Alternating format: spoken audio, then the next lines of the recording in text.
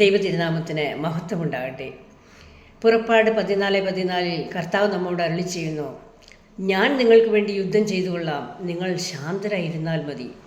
Yes, നമ്മുടെ പ്രതിസന്ധികളിൽ നാം തോൽപ്പിക്കപ്പെട്ടു പോകുമോ എന്ന് ഭയപ്പെടുന്ന ആ ഭയാനകമായ നിമിഷത്തിൽ കർത്താവ് നമ്മോട് വാഗ്ദാനം ചെയ്യും ഇതേ വാക്ക്, നിങ്ങൾ ശാന്തരായിരുന്നാൽ മതി, നിങ്ങൾക്ക് വേണ്ടി ഞാൻ യുദ്ധം ചെയ്തു കൊള്ളാം.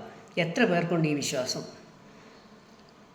സ്നേഹമുള്ളവരെ, ഇസ്രായേൽ ജനതയെ പിന്തുടർന്ന ഈജിപ്തുകാരിൽ നിന്നും രക്ഷപ്പെടാനാവാതെ ഭയന്ന് വരണ്ടിരുന്ന ഒരവസരത്തിൽ തമ്പുരാൻ കൊടുത്ത വാഗ്ദാനമാണിത്. അവിടെ ഉണ്ടായ സംഭവം ഇതാണ്: വരണ്ട ഭൂമിയിലൂടെ എന്ന പോലെ അവർക്ക് കടൽ വിഭജിച്ച് വഴിയൊരുക്കി എന്നുള്ളതാണ്. നമ്മുടെ ജീവിതത്തിൽ എവിടെയാണ് നമുക്ക് വഴിമുട്ടി നിൽക്കുന്ന ഒരവസരം ഉണ്ടാകുന്നത്?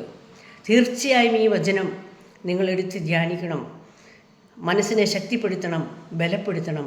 കർത്താവ് വിശ്വസ്തനാണ്. നമ്മോട് വാഗ്ദാനം ചെയ്യുന്ന കർത്താവ് വിശ്വസ്തനാണ്. വിശ്വസിക്കുക. വിശ്വസിച്ചാൽ നീ ദൈവമഹത്വം ദർശിക്കുമെന്നാണ് ബൈബിളിൽ അരുളി ചെയ്യുന്നത്.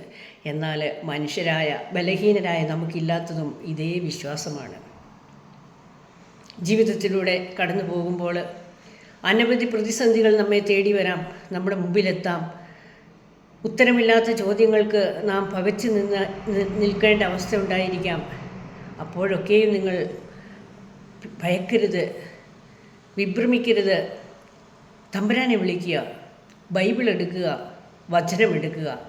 തമ്പുരാൻ, ജീവനുള്ള തമ്പുരാൻ നമ്മോട് സംസാരിക്കും. എത്രയോ പ്രാവശ്യം ജീവിതത്തിൽ അനുഭവിച്ച ആളാണ് ഞാൻ. അതുകൊണ്ടാണ് ഇത്ര ദൃഢമായി ഞാൻ നിങ്ങളോട് പറയുന്നത്, നമുക്കുള്ള ചോദ്യത്തിന് ഉത്തരം നമ്മുടെ വിശുദ്ധ ബൈബിളിലുണ്ട്. തമ്പുരാൻ നമ്മോട് സംസാരിക്കും. വേണ്ടത് വേണ്ട സമയത്ത് പ്രദാനം ചെയ്യുന്നവനാണ് കർത്താവ്. നിങ്ങൾക്ക് ഈ വിശ്വാസമാണ് വേണ്ടത്.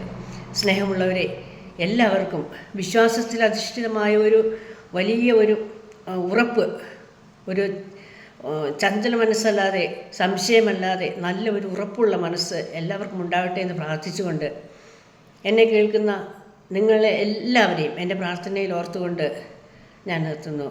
Praise the Lord.